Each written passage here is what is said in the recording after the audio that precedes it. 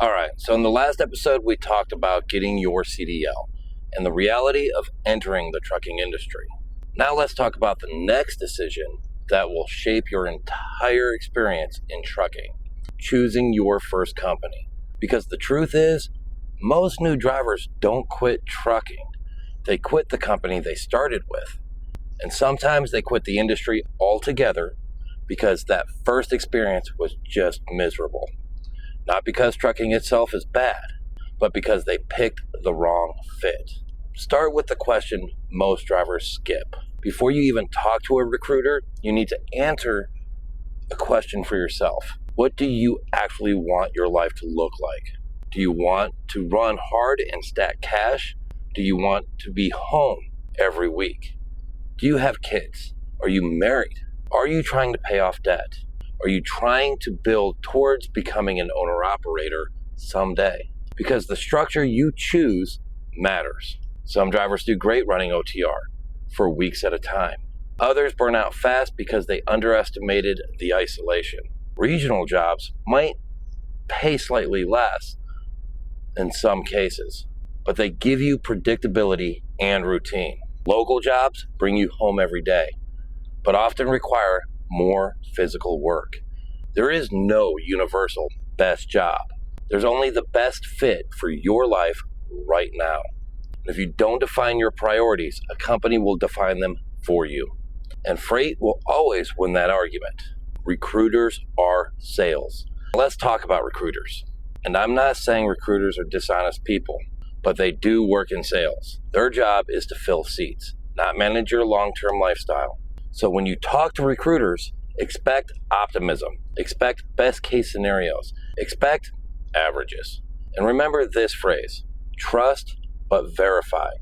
And most importantly, get it in writing.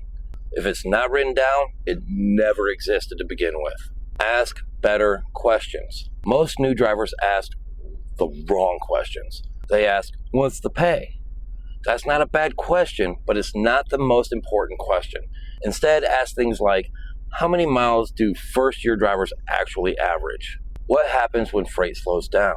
How often do drivers sit because there isn't a load? How many drivers does each dispatcher handle? What lanes do support the home time you're at? Ask about freight strategy. Here's something most new drivers never ask recruiters. What is the company doing to keep drivers moving in saturated freight markets? Because freight is cyclical. Nice word for it. When the market is strong, almost every good company looks good.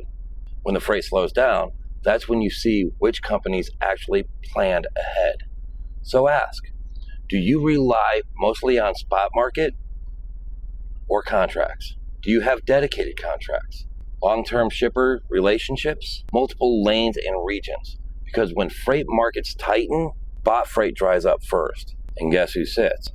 The drivers. Ask the hard question. Ask this directly. In the last 6 to 12 months, how much downtime have drivers experienced due to lack of freight? Not weather, not mechanical issues, freight. What were the average miles during the slowest months? How did the drivers keep moving? Did drivers sit? Or were they repositioned to other lanes? These are not aggressive questions. They're responsible questions.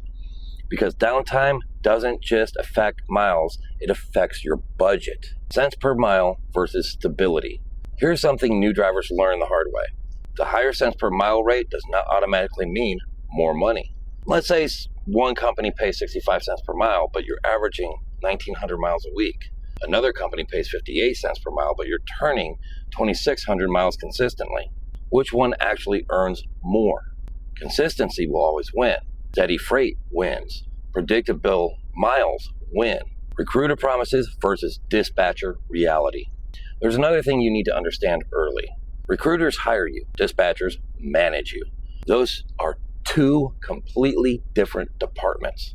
A recruiter might describe a perfect schedule, but the dispatcher is the one actually moving the freight with you. So once you're hired, your daily experience is shaped by dispatch. How many drivers they manage, how well they communicate, how well they plan, how well you get along with them. Your dispatcher will influence your stress level more than a logo on the truck ever will. Home time reality. Let's talk about home time. because this is another area where expectations get misunderstood. Home time is controlled by freight, not promises. If a company says you'll be home every weekend, ask what lanes support that. Ask what happens when freight runs late. What percentage of drivers actually get home on time? Because home weekends sometimes means home sometimes Saturday, maybe Sunday.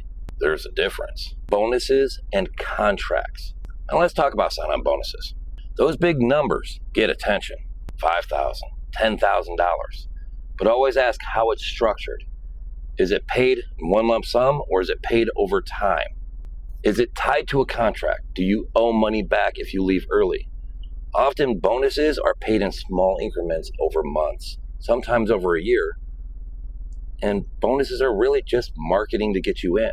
Stability is what actually builds a career. Personality matters too. Here's something nobody talks about enough. Your personality matters in trucking. Some people thrive being alone. Others struggle with it. Some people enjoy unpredictability and unpredictable schedules. Others need a routine. If you choose a job that fights your personality, you'll blame trucking, when really, you chose the wrong structure. It isn't forever. Sometimes it is. Your first company doesn't have to be perfect, but it should give you 3 things: safe miles, consistent freight, and reasonable home time. Year 1 is about building a clean record. And once you have that, your options expand. Better companies, better lanes, better pay. But that only happens if you survive year 1 without chaos. Final thought. The real question isn't who pays most. The real question is who fits your life right now. Or slowly strain everything around you. Slow down. Ask questions. Trust, but verify. And get it in writing. If you're researching companies right now, drop your questions in the comments. Tell me what job you're looking for. OTR, regional, local. Let's talk through it, because the goal isn't just to get into trucking. The goal is to build a career that actually works for you and your family.